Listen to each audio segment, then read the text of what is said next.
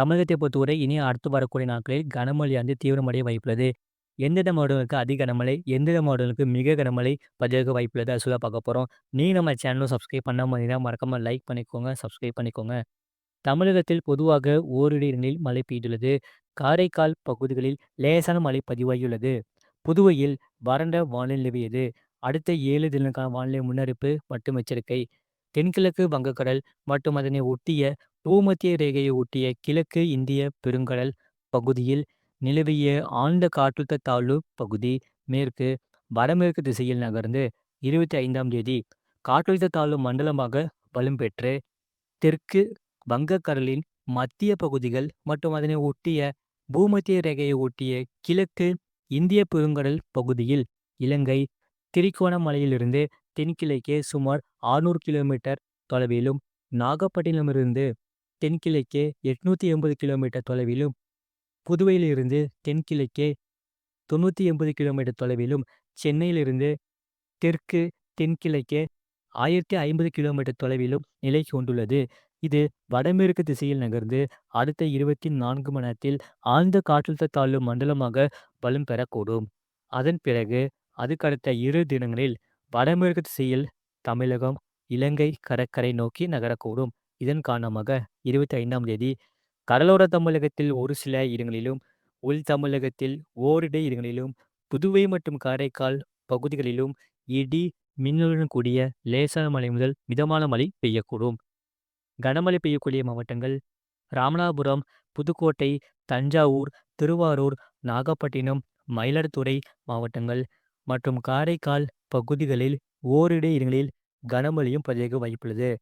26ஆம் தேதி தமிழகத்தில் அநேக இடங்களிலும், புதுவை மற்றும் காரைக்கால் பகுதிகளிலும் இடி மின்னலுடன் கூடிய லேசான மழை முதல் மிதமான மழை பெய்யக்கூடும். அதிக கனமழை பெய்யக்கூடிய மாவட்டங்கள் மயிலாடுதுறை, நாகப்பட்டினம், திருவாரூர் மாவட்டங்கள் மற்றும் காரைக்கால் பகுதிகளில் ஓரிரு இடங்களில் அதிக கனமழையும், ஒரு சில இடங்களில் கன முதல் மிக கனமழையும், விழுப்புரம், கடலூர், அரியலூர், தஞ்சாவூர், புதுக்கோட்டை, சிவகங்கை மாவட்டங்கள் மற்றும் புதுவையில் ஓரிரு இடங்களில் கன முதல் மிக கனமழையும், ராமநாதபுரம், திருச்சிராப்பள்ளி, பெரம்பலூர், கள்ளக்குறிச்சி மற்றும் செங்கல்பட்டு மாவட்டங்களில் ஓரிரு இடங்களில் கனமழையும் பதிவாக வாய்ப்புள்ளது. இதன் காரணமாக இனி அடுத்து வரக்கூடிய நாட்களில் பள்ளி, கல்லூரிகளுக்கு விடுமுறை அளிக்க வாய்ப்புள்ளது. 27ஆம் தேதி தமிழகத்தில் அநேக இடங்களிலும், புதுவை மற்றும் காரைக்கால் பகுதிகளிலும் இடி மின்னலுடன் கூடிய லேசான மழை முதல் மிதமான மழை பெய்யக்கூடும். அதிக கனமழை பெய்யக்கூடிய மாவட்டங்கள் கடலூர், மயிலாடுதுறை மாவட்டங்கள் மற்றும் காரைக்கால் பகுதிகளில் ஓரிரு இடங்களில் அதிக கனமழையும், ஒரு சில இடங்களில் கன முதல் மிக கனமழையும், அரியலூர், திருவாரூர், நாகப்பட்டினம், தஞ்சாவூர், புதுக்கோட்டை, விழுப்புரம் மாவட்டங்கள் மற்றும் புதுவையில் ஓரிரு இடங்களில் கன முதல் மிக கனமழையும், ராமநாதபுரம், சிவகங்கை, திருச்சிராப்பள்ளி, பெரம்பலூர், கள்ளக்குறிச்சி, செங்கல்பட்டு, சென்னை மற்றும் காஞ்சிபுரம் மாவட்டங்களில் ஓரிரு இடங்களில் கனமழையும் பதிவாக வாய்ப்புள்ளது. 28ஆம் தேதி தமிழகத்தில் ஒரு சில இடங்களிலும், புதுவை மற்றும் காரைக்கால் பகுதிகளிலும் இடி மின்னலுடன் கூடிய லேசான மழை முதல் மிதமான மழை பெய்யக்கூடும். கன முதல் மிக கனமழை பெய்யக்கூடிய மாவட்டங்கள் செங்கல்பட்டு, காஞ்சிபுரம் மற்றும் விழுப்புரம் மாவட்டங்களில் ஓரிரு இடங்களில் கன முதல் மிக கனமழையும், கனமழை பெய்யக்கூடிய மாவட்டங்கள் சென்னை, திருவள்ளூர், ராணிப்பேட்டை, திருவண்ணாமலை, கள்ளக்குறிச்சி, கடலூர் மாவட்டங்கள் மற்றும் புதுவையில் ஓரிரு இடங்களில் கனமழையும் பதிவாக வாய்ப்புள்ளது. 29ஆம் தேதி தமிழகத்தில் ஒரு சில இடங்களிலும், புதுவை மற்றும் காரைக்கால் பகுதிகளிலும் இடி மின்னலுடன் கூடிய லேசான மழை முதல் மிதமான மழை பெய்யக்கூடும். கனமழை பெய்யக்கூடிய மாவட்டங்கள் சென்னை, திருவள்ளூர், காஞ்சிபுரம், செங்கல்பட்டு மற்றும் ராணிப்பேட்டை மாவட்டங்களில் ஓரிரு இடங்களில் கனமழை பதிவாக வாய்ப்புள்ளது. 30ஆம் தேதி தமிழகத்தில் ஒரு சில இடங்களிலும், புதுவை மற்றும் காரைக்கால் பகுதிகளிலும் லேசான மழை முதல் மிதமான மழை பெய்யக்கூடும். கனமழை பெய்யக்கூடிய மாவட்டங்கள் திருவள்ளூர், காஞ்சிபுரம் மற்றும் ராணிப்பேட்டை மாவட்டங்களில் ஓரிரு இடங்களில் கனமழை பதிவாக வாய்ப்புள்ளது. டிசம்பர் 1ஆம் தேதி தமிழகத்தில் ஒரு சில இடங்களிலும், புதுவை மற்றும் காரைக்கால் பகுதிகளிலும் லேசான மழை முதல் மிதமான மழை பெய்யக்கூடும். சென்னை மற்றும் புறநகர் பகுதிகளுக்கான வானிலை முன்னறிவிப்பு. அடுத்த 24 மணி நேரத்தில் வானம் ஓரளவு மேகமூட்டத்துடன் காணப்படும். நகரின் ஒரு சில பகுதிகளில் இடி, மின்னலுடன் கூடிய லேசான மழை முதல் மிதமான மழை பெய்யக்கூடும்.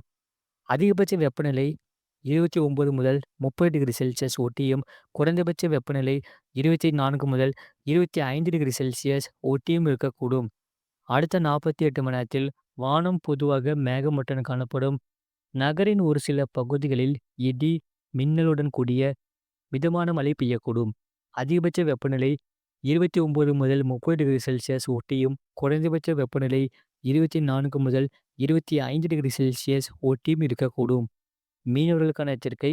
தமிழக கடலோர பகுதிகளில் 26ஆம் தேதி தமிழக கடலோர பகுதிகள், மன்னார் வளைகுடா மற்றும் குமரி கடல் பகுதிகளில் சூறாவளி காற்று மணிக்கு 35 முதல் 45 கிலோமீட்டர் வேகத்திலும், இடையிடையே 55 கிலோமீட்டர் வேகத்திலும் வீசக்கூடும். 27ஆம் தேதி முதல் 28ஆம் தேதி வரை வட தமிழக கடலோர பகுதிகள் மற்றும் அதனை ஒட்டிய தெற்கு ஆந்திரா கடலோர பகுதிகளில் சூறாவளி காற்று மணிக்கு 55 முதல் 65 கிலோமீட்டர் வேகத்திலும், இடையிடையே 75 கிலோமீட்டர் வேகத்திலும் வீசக்கூடும். தென் தமிழக கடலோர பகுதிகள், மன்னார் வளைகுடா மற்றும் குமரி கடல் பகுதிகளில் சூறாவளி காற்று மணிக்கு 35 முதல் 45 கிலோமீட்டர் வேகத்திலும், இடையிடையே 55 கிலோமீட்டர் வேகத்திலும் வீசக்கூடும். 29ஆம் தேதி வட தமிழக கடலோர பகுதிகள் மற்றும் அதனை ஒட்டிய தெற்கு ஆந்திரா கடலோர பகுதிகளில் சூறாவளி காற்று மணிக்கு 45 முதல் 55 கிலோமீட்டர் வேகத்திலும், இடையிடையே 65 கிலோமீட்டர் வேகத்திலும் வீசக்கூடும். தென் தமிழக கடலோர பகுதிகள், மன்னார் வளைகுடா மற்றும் குமரி கடல் பகுதிகளில் சூறாவளி காற்று மணிக்கு 35 முதல் 45 கிலோமீட்டர் வேகத்திலும், இடையிடையே 55 கிலோமீட்டர் வேகத்திலும் வீசக்கூடும். வங்கக்கடல் பகுதிகளில் 26ஆம் தேதி தென்மேற்கு வங்கக்கடல் பகுதிகளில் சூறாவளி காற்று மணிக்கு 55 முதல் 65 கிலோமீட்டர் வேகத்திலும், இடையிடையே 75 கிலோமீட்டர் வேகத்திலும் வீசக்கூடும். தென்மேற்கு வங்கக்கடல், அதனை ஒட்டிய மத்திய மேற்கு வங்கக்கடல் பகுதிகளில் சூறாவளி காற்று மணிக்கு 45 முதல் 55 கிலோமீட்டர் வேகத்திலும், இடையிடையே 65 கிலோமீட்டர் வேகத்திலும் வீசக்கூடும். தென்கிழக்கு வங்கக்கடல் மற்றும் தெற்கு ஆந்திரா கடலோர பகுதிகளில் சூறாவளி காற்று மணிக்கு 35 முதல் 45 கிலோமீட்டர் வேகத்திலும், இடையிடையே 55 கிலோமீட்டர் வேகத்திலும் வீசக்கூடும். 29ஆம் தேதி தெற்கு ஆந்திரா கடலோர பகுதிகளில் சூறாவளி காற்று மணிக்கு 45 முதல் 55 கிலோமீட்டர் வேகத்திலும், இடையிடையே 65 கிலோமீட்டர் வேகத்திலும் வீசக்கூடும். வடக்கு ஆந்திரா கடலோர பகுதிகள், தென்மேற்கு வங்கக்கடல் மற்றும் அதனை ஒட்டிய மத்திய மேற்கு வங்கக்கடல் பகுதிகளில் சூறாவளி காற்று மணிக்கு 35 முதல் 45 கிலோமீட்டர் வேகத்திலும், இடையிடையே 55 கிலோமீட்டர் வேகத்திலும் வீசக்கூடும். ஆழ்கடலில் உள்ள மீனவர்கள் கரைக்கு திரும்புமாறு அறிவிக்கப்படுகிறார்கள்.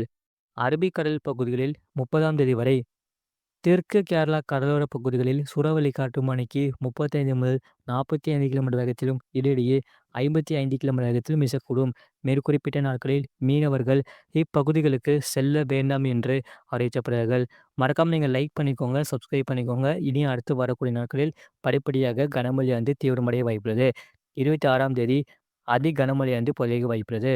மயிலாடுதுறை, நாகப்பட்டினம், திருவாரூர் மாவட்டங்கள் மற்றும் காரைக்கால் பகுதிகளில் ஓரிரு இடங்களில் அதி கனமழையும், ஒரு சில இடங்களில் கன முதல் மிக கனமழையும், விழுப்புரம், கடலூர், அரியலூர், தஞ்சாவூர், புதுக்கோட்டை, சிவகங்கை மாவட்டங்கள் மற்றும் புதுவையில் ஓரிரு இடங்களில் கன முதல் மிக கனமழையும், ராமநாதபுரம், திருச்சிராப்பள்ளி, பெரம்பலூர், கள்ளக்குறிச்சி மற்றும் செங்கல்பட்டு மாவட்டங்களில் ஓரிரு இடங்களில் கனமழையும் பெய்ய வாய்ப்புள்ளது. மறக்காம நீங்கள் லைக் பண்ணிக்கோங்க, சப்ஸ்கிரைப் பண்ணிக்கோங்க. உங்க நண்பர்களுக்கு தெரியப்படுத்த ஷேர் பண்ணுங்க.